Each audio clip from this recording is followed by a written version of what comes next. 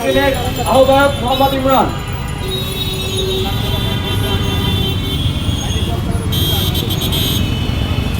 প্রিয় ভাই বন্ধুগণ, আপনারা জানেন পবিত্র মাহে রমজান উপলক্ষে গাজার ধ্বংসস্তূপে দাঁড়িয়ে আমার মুসলিম ভাই বোনেরা, শিশুরা, বৃদ্ধ নারীরা যখন রমজান পালন করছে, ঠিক তখনই পশ্চিমাদের মদদে ইসরায়েলি বর্বর সন্ত্রাসী বাহিনী আমার ভাই বোনদের উপর আক্রমণ করেছে। আপনারা জানেন আজকে আমেরিকার হোয়াইট হাউসের মুখপাত্র তিনি মিডিয়ার সামনে বলেছেন, সরাসরি ডোনাল্ড ট্রাম্পের অনুমোদনের সমর্থনে ইসরায়েলি বর্বর বাহিনী ফিলিস্তিনিদের উপর আক্রমণ করেছে। আমরা এর তীব্র প্রতিবাদ জানাই। আমরা বলতে চাই যে পশ্চিমা বিশ্ব উদার গণতান্ত্রিক রাষ্ট্রগুলিকে যারা স্বীকৃতি দেয়, যারা ডেমোক্রেসির কথা বলে, যারা হিউম্যান রাইটস এর কথা বলে, যখন পৃথিবীতে কোথাও যুদ্ধ বিগ্রহ ঘটে তখন যারা সিজ ফায়ারের জন্য কথা বলে, তারপরও আমরা দেখতে পেয়েছি গাজার মুসলিমদের উপরে তারা কিভাবে বর্বরতম হামলার নিশ্চয়তা প্রদান করছে।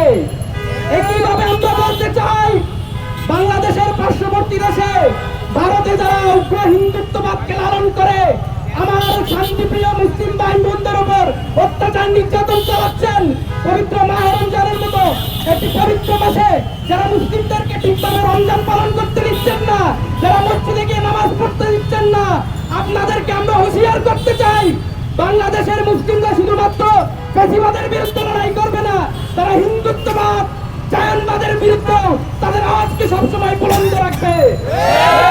এই রাজু ভাস্কর্যের বাংলাদেশ থেকে আমরা সারা বাংলাদেশের মানুষকে আহ্বান করব, সারা পৃথিবীর যত শান্তিপ্রিয় মানুষ আছে সবাইকে আহ্বান করব, অপারেশন আলেক্সা ফ্লাডের পরে যেভাবে আমেরিকার ইউনিভার্সিটি থেকে শুরু করে সারা বিশ্বের জনগণ মাঠে ময়দানে নেমে ফিলিস্তিনের পক্ষে যারা মত সংগ্রহ করেছেন, স্বাধীন ফিলিস্তিনের দাবিতে যারা আন্দোলন করেছেন, এই পবিত্র মাহে রমজানে বিশেষ করে এই বদর দিবসে আপনারা আরেকবার জেগে উঠুন।